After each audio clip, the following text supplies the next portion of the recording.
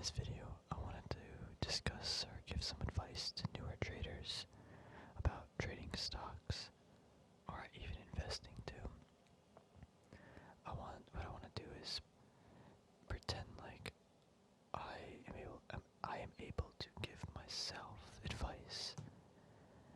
So I want to pretend like 3 or 4 years ago, I can give myself advice to become a better trader.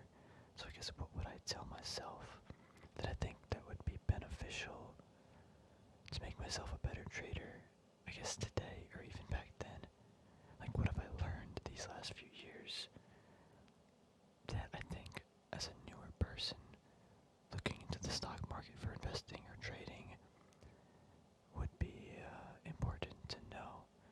So I think this is going to be a kind of a good talk. Even for me too, just to, I guess, reflect on some things that I've learned and moving forward, because I mean it may look or get complicated, but or like the stock market and trading, but it's all built on fundamental principles. So yeah, I think so. The first thing I would do, again, I'm not like an expert trader. I don't make $1 million every day, but I think it's fun. It's fun to make videos. It's enjoyable to make educated decisions and bet money on those decisions. So yeah, that's fun. Um, but yeah, let's get into the discussion. I think the first thing I would tell myself is be very cognizant or aware of how I get information, because the first I'm gonna scan through some stocks too while we do this, because the first, like, I guess I started like looking at the market in like high school or even middle school, but the first time I actually started looking at the market was like a few months before I actually made an account, and I kind of got hooked on a very popular YouTuber who at the time was very popular, and he had a course. His very clickbaity titles about how much money he was making, and like I usually don't fall for these traps, but it felt so real, like he did it so well. So I ended up like buying his course and being in this oversaturated Discord, and I think that really slowed me down actually. Not only did it cost money, I mean, there's nothing wrong with a course costing money, and I don't think the information in the course is really that valuable either.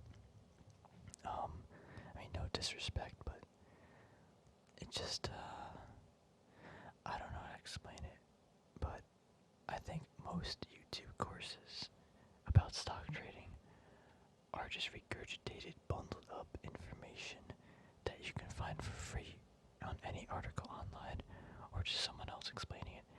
And the thing is, like, yeah, the people that sell the course might have a different twist on the way they say the information, but in essence, the information is the same.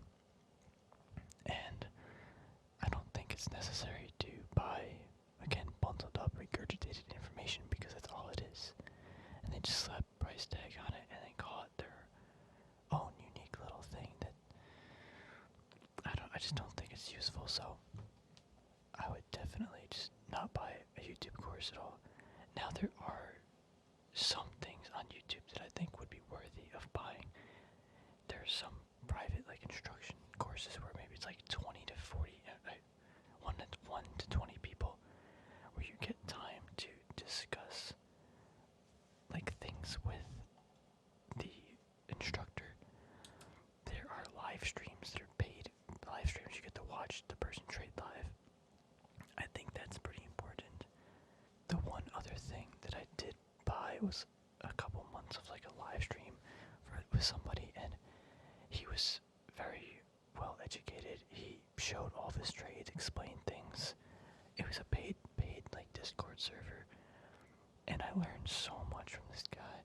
Not because he sold a course and said, "Oh, this is MACD, this is a support."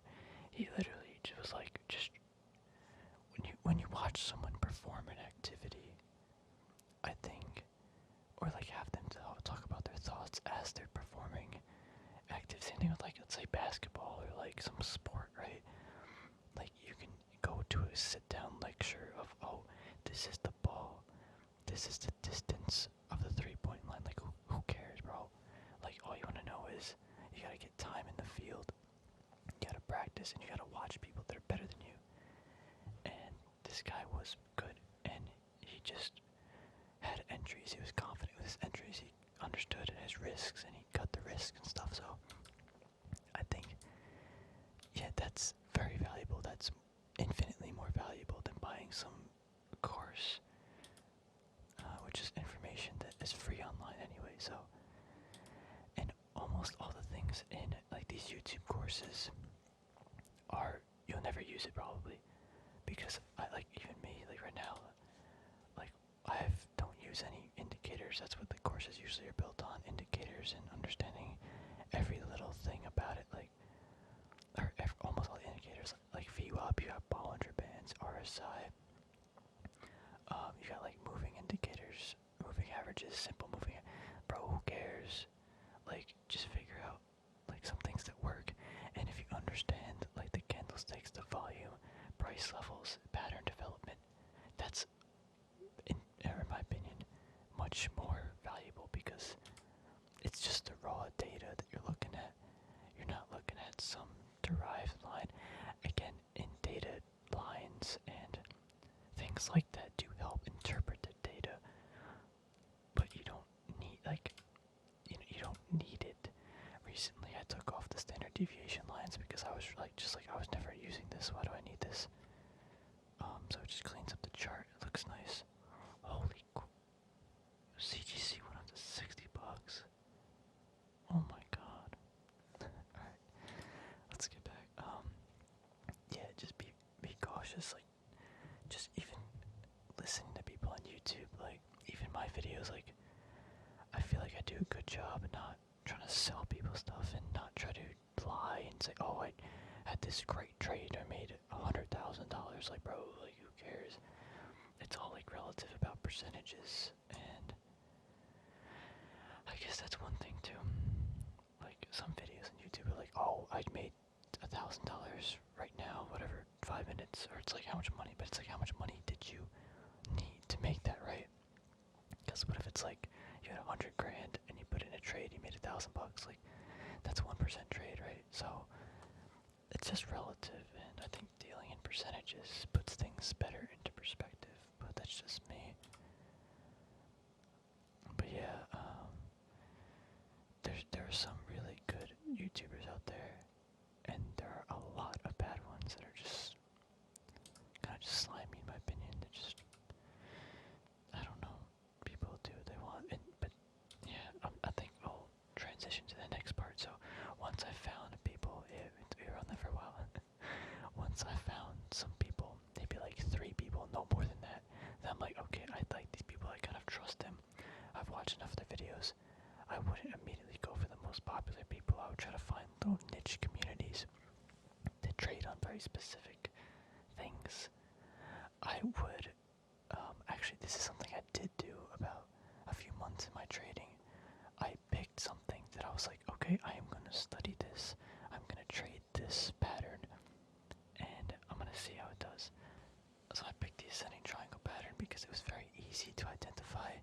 It made sense to me to trade.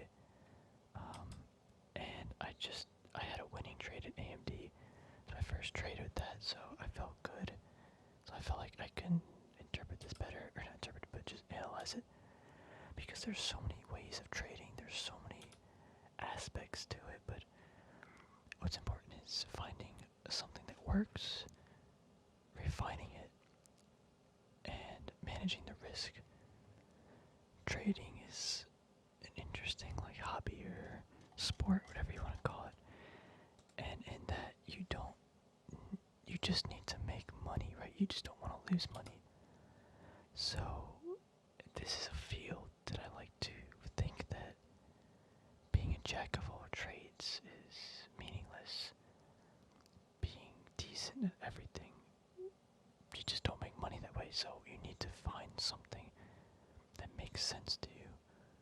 You can prove it works.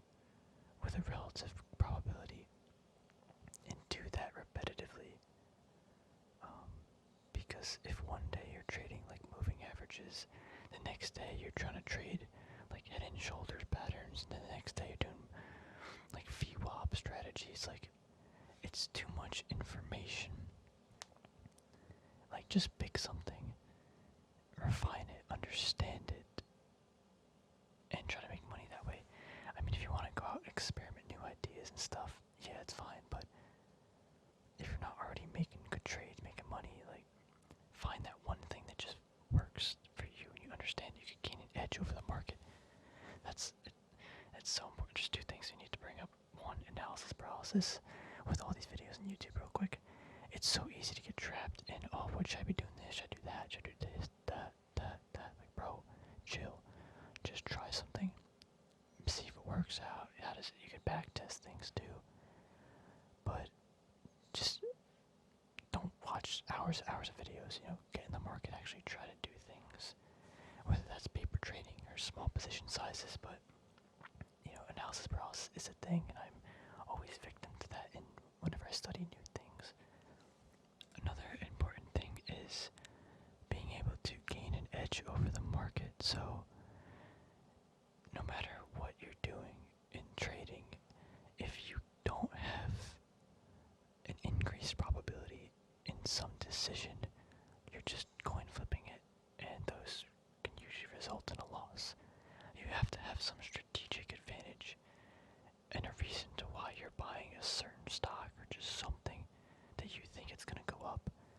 And you have to have some like support reasoning behind that.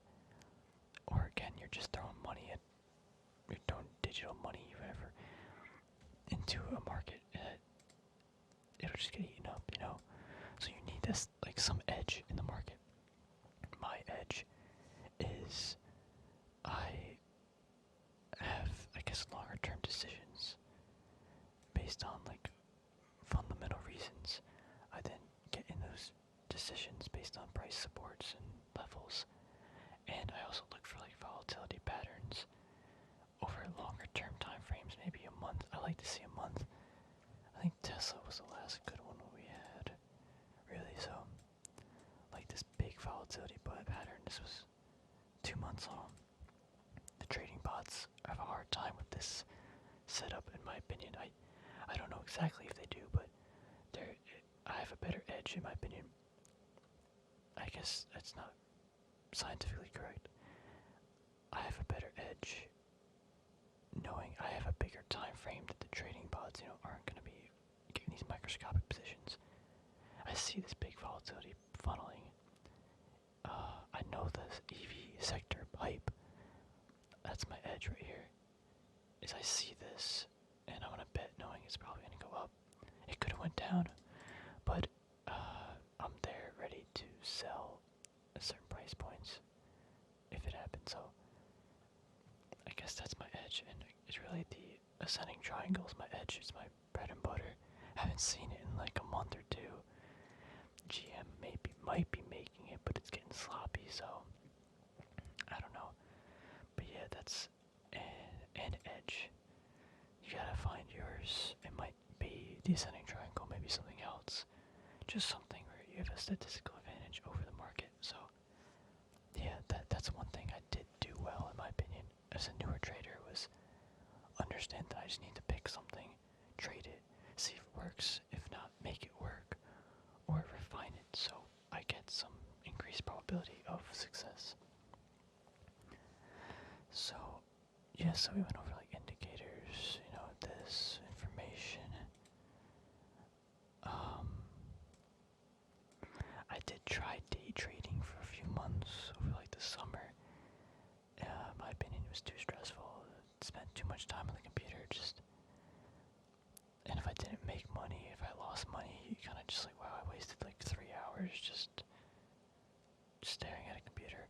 Like swing trading, I can look at it different times of the day, I have a bigger time frame to work with, bigger moves, either in both directions, but I think you gotta find what kind of trading fits your lifestyle a little bit, and you gotta just test things out again. Are you a long-term swing trader, maybe a few months, or like a month? Are you a position trader, so you take positions between each quarter based on fundamental factors of company earnings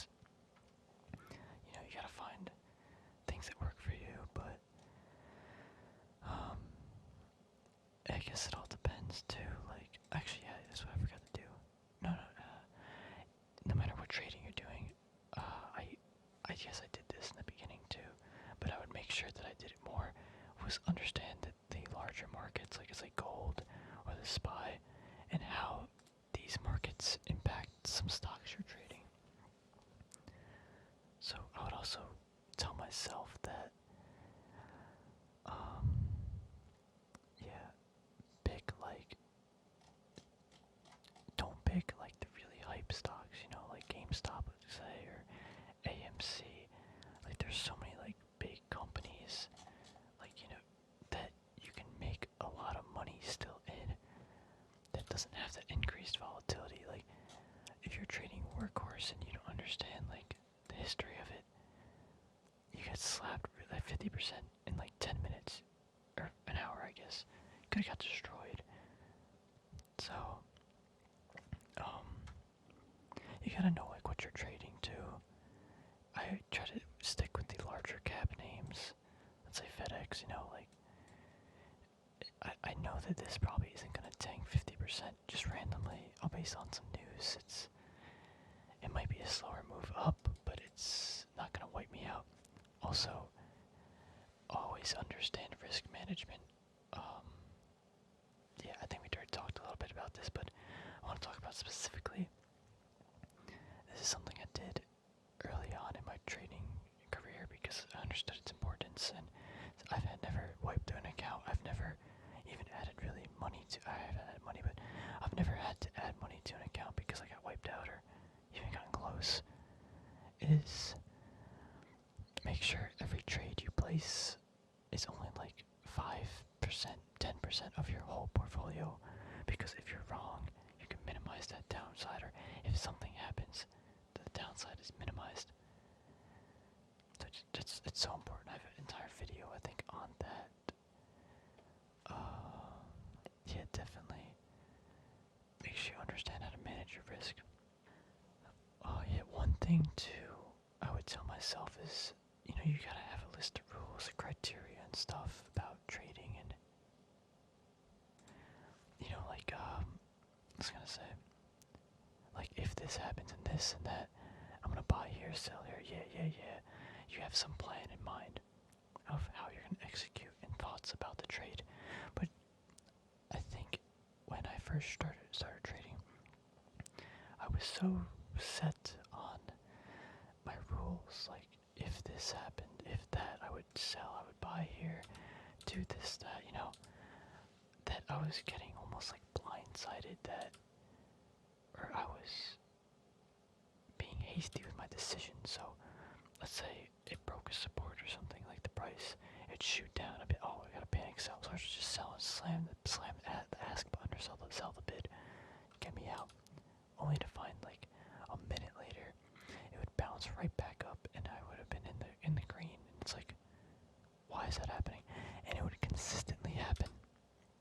So I either had to change my rules or be more patient with the position I already had. So what I decided to do is be more patient, because I wasn't sure exactly what rule I wanted to change. So right now we're going through that decision mentally with PLTR.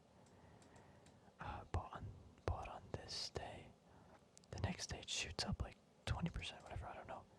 Big move, big place. I wasn't there at home to trade or sell it. I didn't even know about it until I got home.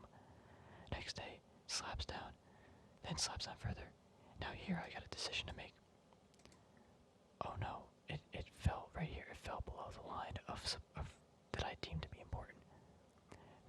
Old me would have been like sell, whatever.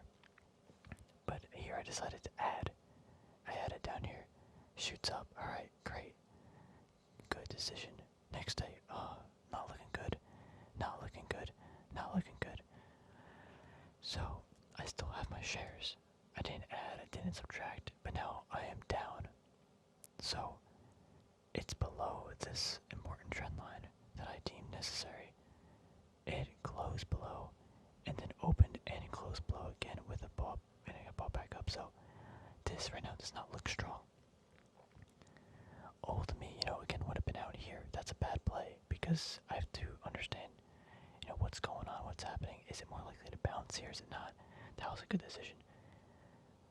This day I probably should have sold because it fell out of the pattern for an extended period of time. But I decided to stay because I kind of want to be a little bit more patient. Do I think this has room to the downside? It definitely could. I think this stock does have the hype and support behind it. I think it just had a few bad days. Look at the volume too. It's not super strong as comparison to the buying here. So that just means not a lot more people might be buying here. So there are different factors as to, but oh, it fell below my target or my sell point. So what I do now is I have ideas, like, okay, here, I probably should get out, but so and so, so. But also you don't want to talk yourself into a bad trade. And we'll see if I did talk to myself into this bad trade or I should have just sold. But that's something that I'll also learn myself. But yeah. What I said was kind of confusing, I think, so it wasn't the best worded thing, but know when to break your own rules because oftentimes, like, you don't even know what rules you should be using or what rules you should be following. I think it's important to always take profits and minimize risk where you can, but I also think it's not good to follow the rules to the absolute T because that's not how markets work. Like this day, like maybe someone just dumped all their shares, so I need to get out. But then this day, all of it. But the next day, it's like up here. I mean, anything kind of happens, so you gotta, I guess, play your cards. I guess, yeah, I'm kind of going in a little bit of a circle, but know when to break your own rules, but know when you have to follow them. If you're making a bunch of bad trades, you gotta know yourself. If you're making a bunch of bad trades, maybe cool it off. Maybe you should be selling because you might get emotional down here and make a dumb decision. Definitely, I knew getting into trading how emotionally taxing it was. You gotta know yourself. You gotta know the decisions you're gonna make, what mindset you're in when you're doing your buying or selling, because it will impact just your trading. It definitely does. But I knew it was gonna be I knew it was gonna be hard to manage the emotions, but I think it just takes a lot of experience until you get to a point where you can actually manage the emotion. And you just gotta have time in the market. But yeah, I would definitely practice meditation, listen to calm music. I wouldn't recommend being some hype trader. I used to get up in the morning and play some not intense music, but I'd be really hyped. I'd drink coffee. I'd be like, alright, let's go. Market opens. Ding ding. I started clicking all these buttons, looking at not five screens, looking at 5 different charts at one time, looking around, and it's just bro, what are you doing? How do you expect to make a very educated decision with money when you're staring at 5 different screens, when you're amped up on caffeine, and you gotta get in the right headspace. Yeah, this is so important. I kind of wish I put it earlier in the video because I know a lot of people aren't gonna listen, but you gotta be in the right headspace because right now, or even just in general, if you're day trading though, but right now I'm in a very bad position. I think it's a good company, but I'm down 30%. I just had bad timing, and I still sleep at night fine. I understand I'm taking a loss right now, but this is not impacting my day. And you're gonna have trades. You might lose a lot of money, and you might feel like poop the entire day. So you gotta just literally manage your emotions. Understand things happen, good and bad, in the market. How are you gonna react to those emotions? Are they gonna let you ruin your day? Are you gonna lose some sleep? Or are you gonna learn from them, accept them, and move on? Because that's part of the mental game. So yeah, it's definitely important. I definitely recommend meditating just before or after trading. decisions. Don't be hasty. Because I think I spent a lot of time buying and selling stuff or trading in a weird like mental zone where I knew I needed to be relaxed, but I wasn't. I was still like all panicky. I was looking at too much information, and I had to take a step back and say what's important and what do I need to accomplish this goal and make money. Yeah, I guess I feel like the first, like, let's say 3 months of trading, let's say you do it like every 3 days a week, let's say, I don't know, where you spend 10 hours a week, you're gonna hit a point where you're like, okay, I know all this information, what do I do now?